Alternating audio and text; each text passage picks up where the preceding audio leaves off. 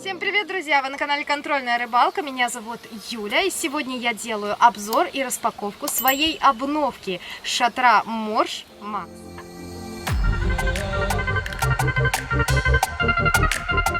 Давайте разбираться, что лежит внутри. Давайте попробуем самостоятельно собрать, чтобы я одна собрала этот шатер. Получится ли у меня это сделать, учитывая то, какой у него каркас. Ну и посмотрим, как я смогу использовать в шатре свободное пространство. Комплект поставки шатра включает 4 дуги каркаса и 3 боковых стрингера. Дуги каркаса изготовлены из дюралюминиевого сплава. Именно такой сплав применяется в авиационной и космической промышленностях.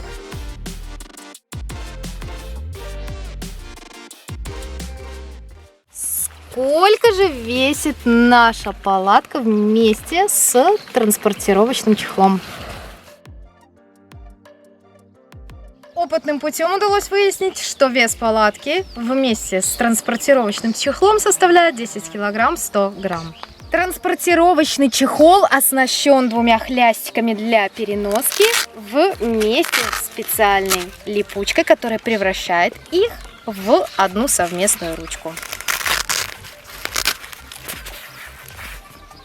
Также палатку внутри чехла дополнительно фиксируют 2 пластиковых замка на регулируемых хлястиках. Молния с 2 большими крепкими собачками. Внутри вместе с палаткой мы можем найти технический паспорт, он же руководство по эксплуатации на русском языке. Также комплект включает несколько кусочков ткани для ремонта палатки в случае необходимости. Один пакетик, который, как я вижу, включает в себя вертыши. Интересные довольно фиксаторы придумали, они вкручиваются в землю, не вбиваются. Думаю, что будут гораздо крепче, нежели чем простые колышки, как у стандартных палаток, которые прямые. Вот, сейчас посчитаем, сколько их штук. 8, 9, 10 вертышей, очень крепких. На мой взгляд, толщина вот этой вот стали, я не знаю, что это за материал, толщина металла около полусантиметра. Я думаю, что это специальная подвесная полка. Веревка. Я думаю, что эта веревка предназначена для того, чтобы растянуть шатер. Ну и, конечно же, самое интересное, это непосредственно сам шатер.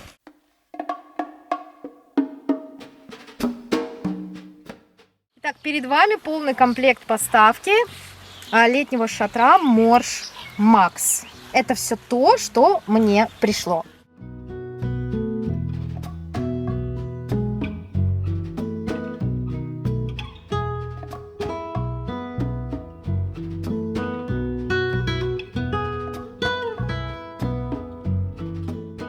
Сборку палатки я начну с того, что расправлю шатер.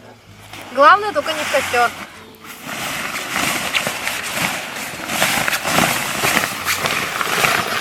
Дуги каркаса вставляются в специальные замки. Например, вот это один из них.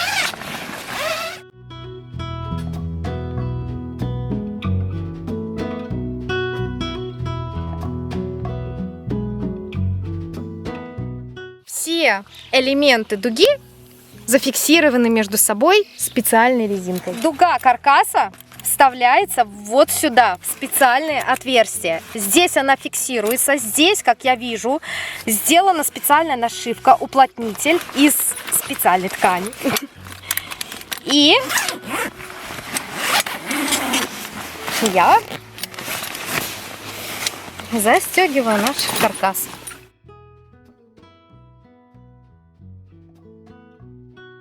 мне нужно установить в палатку 4 таких дуги.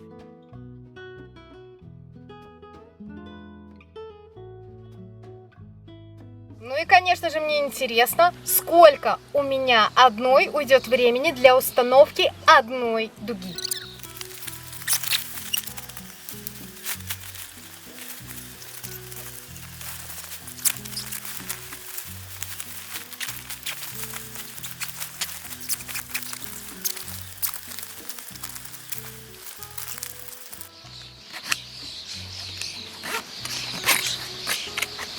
Сейчас наша палатка выглядит как карточный домик. Всего 4 стороны.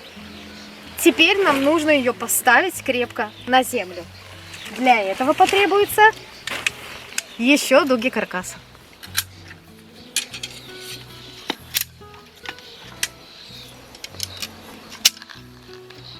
Сперва продеваем в 2 резинки здесь.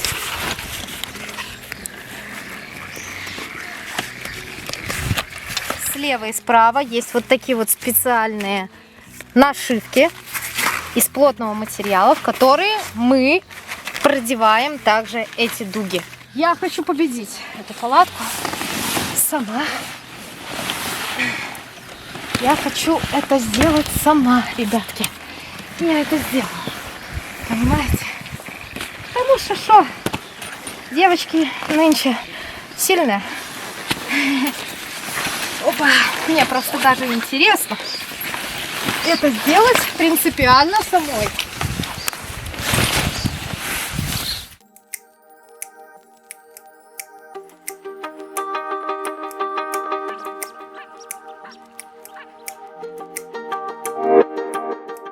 Последние элементы каркаса были установлены, и теперь я расправляю дождевую юбку.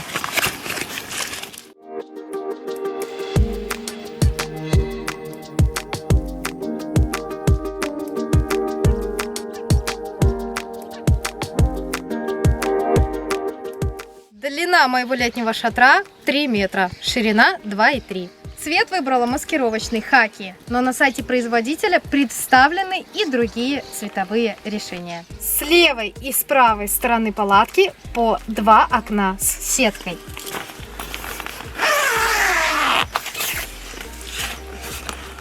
Они фиксируются на молнии с липучками.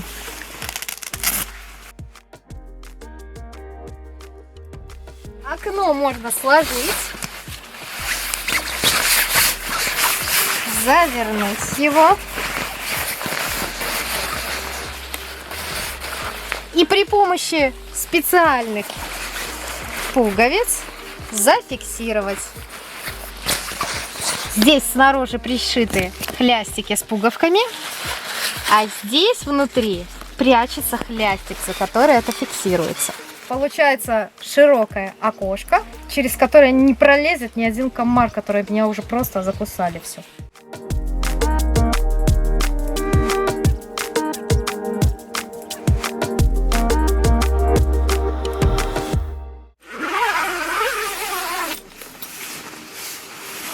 Палатка очень просторная, и хотелось бы отметить то, что у них может быть целых 2 входа. С этой и с обратной стороны.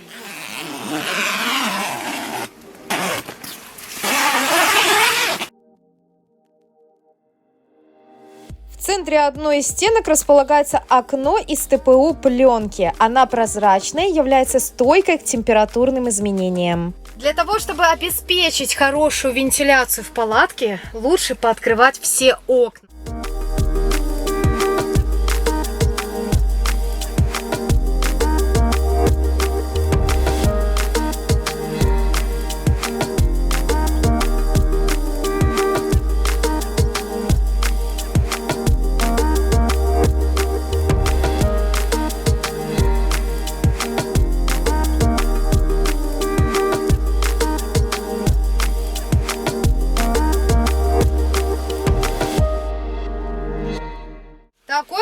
очень удобен для того, чтобы заносить в палатку крупногабаритные вещи. Внутри я также обратила внимание на то, что все стены палатки зафиксированы между собой вот такими вот хлястиками. То есть они здесь натянуты.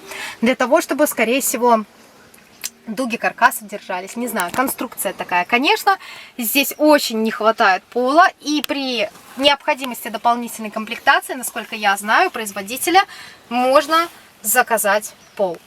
Со стороны входов предусмотрено 2 вентиляционных окна с противомоскитными сетками на молниях. Фиксируется вот так вот здесь вот на липучку.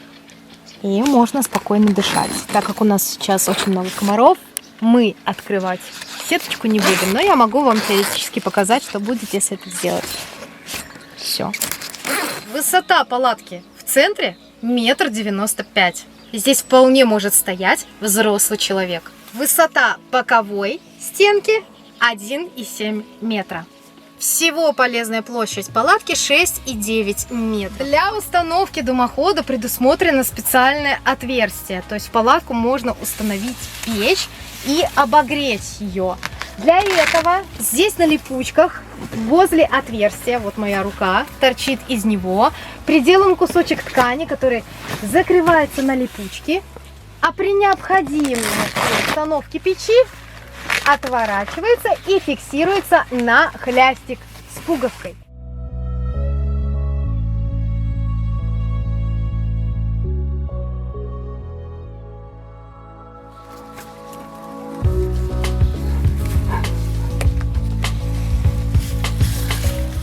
Разместить такую подвесную полку можно с любой стороны палатки, потому что 3 резиновых хлястика есть и здесь, и 3 вот здесь. К следующим конструктивным особенностям данной палатки, шатра, я бы могла отнести тамбур. Вы скажете, а где тамбур? А тамбур прячется у нас вот здесь, в дополнительном пакетике. И этот тамбур позволит распределить пространство внутри шатра. Тамбур фиксируется на молнию.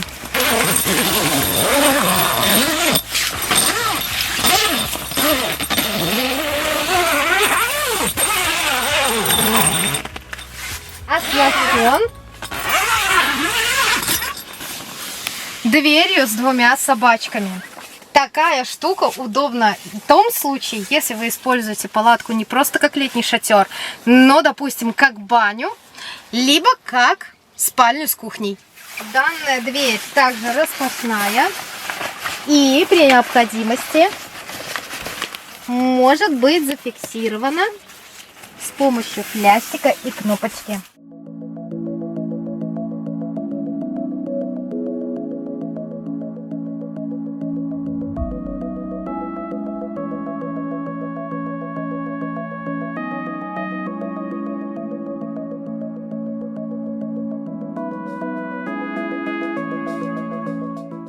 Собранная перегородка помещается обратно в чехол. Также на одной из стен можно найти 2 кармана органайзера.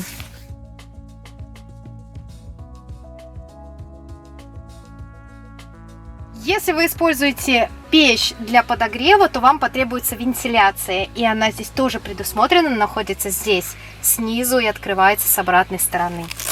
Вентиляционное окно на липучке фиксируется на пуговку при необходимости, но мы его закроем. Вся палатка выполнена из специальной ткани Oxford 240 специальной противодождевой пропиткой. Единственное, но что все равно для полной 100% защиты потребуется специальный тент, который можно дополнительно докупить к шатру.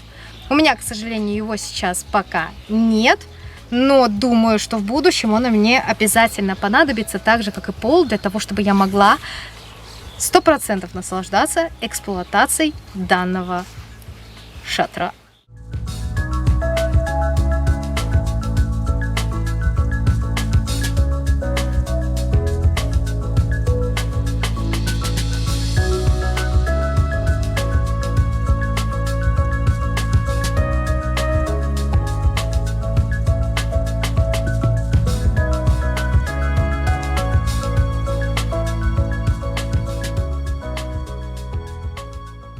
установка шатра осуществляется в обратном порядке. Для этого закрываются все двери и окна.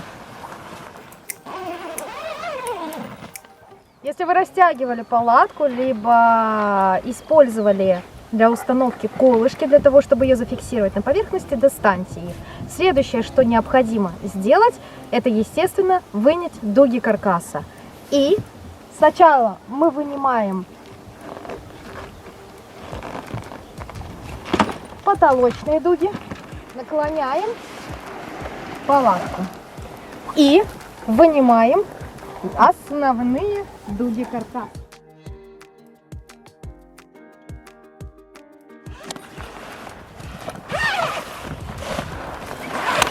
И по очереди достаем каждую из 4 дуг. Каждая дуга также очень просто разбирается. И последнее, что остается сделать, это сложить тент в палатке и уложить все это в транспортировочный чехол.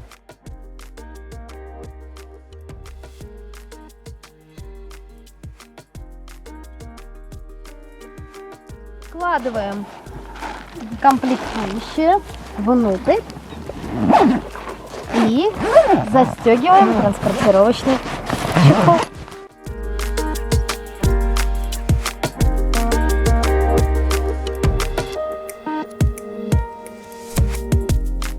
Палатка собрана и готова к транспортировке. Это был любительский обзорчик, распаковочка и установка моего нового шатра. Посмотрим, как он покажет себя в эксплуатации. Ну а вы, если вам нравятся такие видео, обязательно подписывайтесь на мой канал, ставьте лайки, оставляйте комментарии, следите за обновлениями. Всем ни хвоста, ни чешуи. Пока!